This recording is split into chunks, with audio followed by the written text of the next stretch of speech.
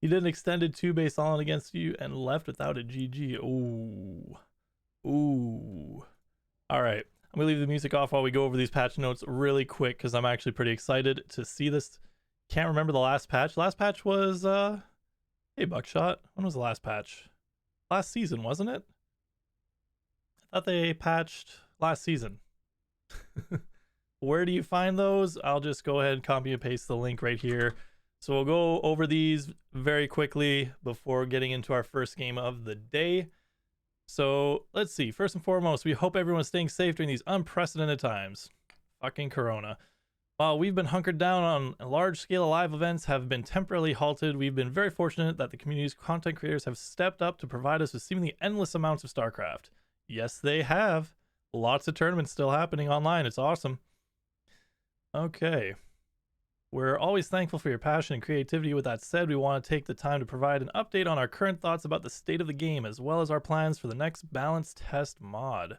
TVZ. All right, let's get right into it. And TVP, oh baby. All right. Though we had concerns with TVZs in last season's map pool, considering the current maps, the matchup looks healthy both from a gameplay and balance perspective. That's fair. After last year's big patch, we saw a steep rise in mech strategies followed by a steep decline. Also fair. Though bio is still the most prominent strategy for Terran, we're seeing a slight resurgence in mech in recent months, possibly inspired by some of the new maps from the Zerg side. Mid-game strategies seem very diverse as well, but perhaps most notably, endgame seems to have improved drastically, with Broodlord turtling seeming like a thing of the past, and scenarios where both sides fight tooth and nail for small pieces of territory commonplace. That's a pretty fair assessment. Shitty beer will always fail us. I don't know what you're talking about. Streamer should wear a wig while he reads patch notes. Yeah, I need like an Einstein wig.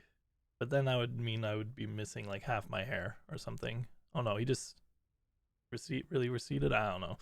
Something like that. We need big fucking scientist hair to analyze these notes properly.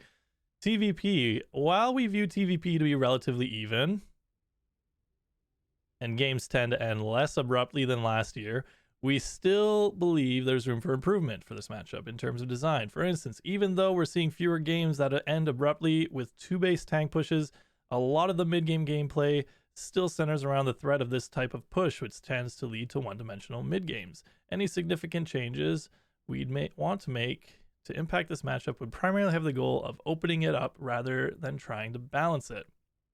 Yeah, because right now, a lot of the meta is do a 2-base push with SCVs or die late game. Unless you're really good at late game. ZVP, we don't really care about that. Although, if one of the units gets changed for that matchup, it might affect us. All right, I'm not going to go through that. TVT and ZVZ, we view both these matchups in a good place, with TVT especially notable for having slightly more dynamic games compared to last year. That's pretty fair. Can Protoss be decent? That's all you ask. Be back in 30 meeting time. All right, Buckshot. Yeah, you know what? I agree with that for TVT. ZVZ, I don't really know shit about ZVZ still. PvP has two core issues: volatility of the early game and resulting difficulty of holding a natural expansion, the difficulty of holding a third. Yeah, I've seen that a lot in PvP casts already, and I don't watch a lot, but I don't need to. I already know that it's lots of proxies and trying to defend them, or yeah. All right, on to the changes. Terran Widowmine Drilling Claws upgrade no longer grants Widowmines invisibility. Instead, the existence of an armory will grant Widowmines visibility. Ooh. Wait, so an armory just means they'll burrow normal speed, but they'll get the invisibility automatically. That's sick. That's so sick. That makes the mine drop so much better in TVP. So much better. The red laser attachment for Widow Mines will now communicate the existence of an armory instead of the existence of the Drilling Claws upgrade. Okay, so you can still get the upgrade to increase the speed of the burrow to make them more devastating, but absolutely busted? No, it's not. How is that broken? They still burrow really slow. What's the difference? All that means is that you can't be as aggressive with an Oracle if you go Stargate. If you go Stargate, you probably have to build an Oracle because an armory could be an option. And you have to be a little bit less aggressive with your first observers. You can't just float them across the map with blink stalkers or something. You have to actually, you know, scout with something that isn't free. I don't know. You have to, I don't know. I don't think that's busted at all. They still burrow really slowly. They still give you lots of time to move your units. And the armory's expensive, man. The armory takes time to build. That first Widowmine drop comes at 440 if the Terran is doing everything perfectly. That Widowmine's going to be the exact same. They're not going to have an armory with that Widowmine drop. It would be the subsequent Widowmine drops. Yeah, exactly. What Kilsheus is saying. The first Widowmine drop is not going to be affected by the armory things. Maybe people will try and rush armories to try and do like a 5 or 530 Widowmine drop with invisibility, but at that time you should have everything you need to deal with that. So I think that's pretty fair right there. I don't think that's gonna totally break the matchup. They still burrow slowly. I think you'll be fine, Nate. I think you'll be okay. The red laser, that's fine. So players won't know if you have drilling claws though, unless they see them drilling. But do you know how many people don't get the upgrade? Now just having the armory will let everyone have invisible mines. That's true. That's true. The upgrade also makes it a lot harder to go mines in that matchup. Getting drilling claws makes it so that not only are you producing less widow mines, but you're also spending gas on that upgrade. So you're investing in having these better widow mines by getting the upgrade, but you're having less of the mines. Now you can still get the upgrade and still have the really fast drilling claw widow mines, but it's more of an investment that way because you're gonna have less of them. Whereas if you just keep a reactor on your factory, you're not gonna have the super fast drilling, but you'll have invisible. When you go for getting 2-2 for your bio, you'll be able to actually, spend your gas more efficiently and still build widow mines without having to worry about needing drilling claws for the invisibility. Terran players often talk about feeling economically behind, especially in TvP matchup. While we're open to making changes to the Terran economy, a blanket buff is not something we're currently looking at, considering the state of TVZ as well as planned changes for Zerg. This is also a pretty big deal for TVZ as well. Now you're gonna see it's gonna be a lot easier to go Widow Mines against Mutiling Bane, because you don't necessarily need drilling claws to go Widow Mines against Zerg, but you definitely need the invisibility that drilling claws gives you. So even just talking, putting away TVP to the side for a minute, in TVZ, if you don't have drilling claws and you're trying to make any sort of push or defend bases with drilling claw or with just regular widow mines from mutas, basically what happens is they shoot once, maybe kill one muta or maybe kill a small pack of lings, and then that widow mine's dead. But if you have an armory and they're invisible, now it makes it a little bit harder for the Zerg to clear up. They have to be a little more careful with their Mutalisks. So I think this might even be better for TVZ, because you actually see the army come into play sooner in TVZ, especially in mech matchup, and when people are going mech 2 against Zergs. I think that has more of an impact against Zerg than it does Protoss. It definitely helps against Protoss, but this will be pretty big for Zerg as well, or playing against Zerg. TVP economy is a complicated issue. We believe that the primary reason for Terrans feeling behind in this matchup are changes made in the transition from HOTS to Legacy of the Void. Some key ones include the change to Chrono Boost / Mules, and the Widow Mines revealing themselves after detonating, thus reducing the importance of early game detection, which allows Protoss players to take a third earlier and more easily. With that line of thinking and TVP in mind, we're looking to make changes for the following reasons. Whoa, there's a Queen range nerf? Oh my god, there is. Okay, we're gonna get to that. That's so hype, guys. That is so hype. Alright. To encourage more dynamic gameplay in TvP, first, we believe Widow Mines naturally lend themselves to more multi-pronged tactics and draw play over the siege tank counterparts. In addition, because of the increased strain placed on observer placement, we believe this change will create more openings for Terrans to drop in general. That's true. I like that. There's a lot of times too where you just have random Widow Mines in a 2 or 3 medevac drop that you just drill them and then pick up the rest of your army. So that might make things a little more difficult for Protoss. To put indirect economic pressure on Protoss by increasing the number of potential Terran openers and putting strain on their defenses across multiple bases, we believe this change could encourage more thoughtful positioning of Stalkers as well as force earlier photon cannons, both of which detract from the power of Protoss's primary army, to help ease the transition to 2/2 infantry upgrades. So this is very good reasoning for this change to the Widow Mine. I think they really thought out a lot of this very well. A lot of this makes sense. So it'll be interesting to see if they want to play with the economy of Terran as well going forward, but I think this is a very good step in the right direction. All right. Queen, anti-air weapon range decreased from 8 to 7. Boys, are battle cruisers gonna be good? Am I gonna fly a battle cruiser over to 7 queens and not have it die? Oh man, that's awesome. That's gonna help against battle cruisers, against banshees, against all Terran air. That's sick. The queen's increased anti-air range was introduced at a point in the game when defending both liberators and ranged upgraded liberators were a concern in early game.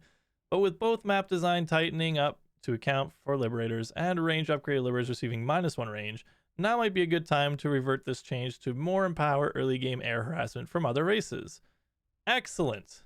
Our biggest concern is how instrumental large numbers of queens typically are at dealing with battlecruiser openers, which did not exist in the past. However, if this becomes an issue, our current thinking is that we prefer to address it from the battlecruiser side than the queen side. Well, I hope that it doesn't make battlecruiser openings busted. However, I really hate how strong the queen has been for the past 7 years. So I'm pretty happy about that. More so because I don't even really go battlecruisers that often anymore, but I never go Banshee. I used to go Banshees all the time until the queens got their range buff, and I was like, well, fuck, Banshees are kind of shit now, so that's pretty awesome. Oh my god, Baneling, centrifugal hooks no longer grant 5 HP? You guys, holy fuck. Similarly, Banelings originally gained 5 HP at a time when Zergs were struggling in mid-game. Fast forward to today, where the most common piece of feedback we receive from both Terran and Protoss players is the strength of the Baneling in a variety of roles. Internally, we considered a variety of options to adjust either the Baneling or the units that interact with the Baneling in a more targeted way. But because the feedback that we received was that the Baneling was so generally strong, we decided to take a more generalized approach. In initial feedback from professional players, a concern brought up was the difficulty of holding onto 4 bases against 3 base Terran bio push with this change. As the feedback surrounding Baneling centers around their strength over the course of a long game rather than the initial power spike, we'd like to try decreasing centrifugal hooks cost to mitigate this concern. I am very fine with that cost decrease at the expense of that 5 HP. That's amazing. That is going to make so many things better. That's going to make Hellions better. Your opening Hellions are going to be better against Banelings. Everything is going to be so much better against them. Holy shit. That's one that could be scary, though, that they might actually revert this one. That one it seems so good that they don't get that 5 extra. That's 1 less shot from a Marine. That's 1 less shot from Hellions. That's so good. Oh yeah, I've watched lots of Zergs go Ravager Baneling against like in the 5.5 to 6k range. It's so good. Storm and Archons will definitely spank them for sure. But even with Storm now, Storm Force Field isn't enough to deal with Banelings anymore, which is crazy when you think about it. When you think about how expensive those spellcasters are and how good those spells are, and they still can't kill. When the Zerg just decides to roll over you with 50 Banelings and 10 Ravagers, what do you fucking do, right? So I can see this not being a completed change just because Banelings might become a lot, it might be surprisingly bad how much this affects Banelings, but I'm very okay with that change for the time being. That's awesome. Microbial Shroud no longer requires an upgrade. Yeah, well, it's kind of a meme of a spell, so I don't really care about it. Creep Tumor, armored tag removed, light tag added. Oh my god, Hellions are going to be able to kill Creep Tumors, guys. This experimental change is intended to promote interactivity with Creep. It targets adepts Oracles, and Hellions and puts greater importance on the Zerg to defend their creep tumors. This is one of the changes we're more interested in feedback for, and we're especially curious as to how much it would impact creep clearing minigame of Terran and Protoss. Holy fuck. We might be able to fucking kill creep better. That's amazing.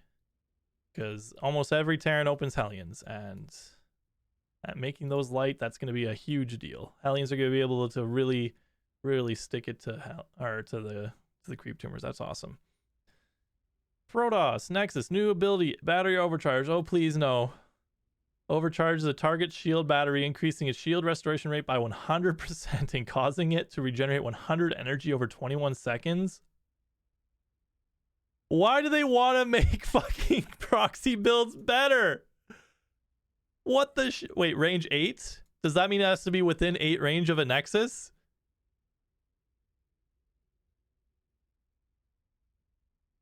Okay. If that means it has to be within 8 range of a Nexus, I'm okay with it. I'm very okay with it. This is new patch notes. Yeah, we're going over the new patch notes. I'm okay with this if the battery has to be next to a Nexus. If this motherfucker means... I don't even know what that could mean otherwise. I don't know what else it could mean. I'm going to get myself worked up for no reason. I was about to get really upset about cannon rushes for a minute there and like Void Ray rushes, but I think we're okay. That's exactly what it means. All right. Okay. I'm not upset anymore. It's just going to be a new defensive tool for Protoss. I don't hate it yet, but I definitely panicked. All right. Looks like it's more for PvP. All right. I don't really care that much about that. That's probably going to help a lot for PvZ as well. All right. Let's just skip that and go to the Oracle. Revelation energy cost decreased from 50 to 25. Cooldown increased from 2 seconds to 10 seconds. All right, that doesn't really matter. Revelation duration decreased from 30 seconds to 15 seconds. Okay. I actually like that part a lot.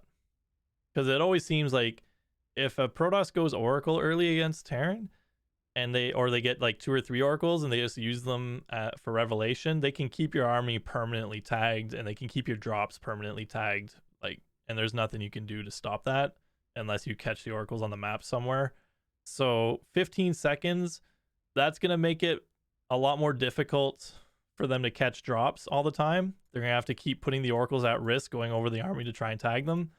But at the same time, the energy cost decrease is going to help and allow them to do it more often. So I don't, these changes are okay, I think. Like I don't think they break anything really. I can't really think of anything else to say about that. It might give, it's also going to give that, I guess right here it's talking about Widowmines, Banshees, and Dark Templar. It's going to give a chance for Banshees and Widowmines maybe to like escape. The battery change will help against Zergolans. Oh yeah, for sure. It could probably help against Terran Allins too, honestly. But it looks like they're trying to make it so that Terrans aren't 2-base all-inning all the time. High Templar feedback range increased from 9 to 10. Whoa. All the ghosts I make and suck with don't like that. All right, well, I'll link the patch notes again. There we go.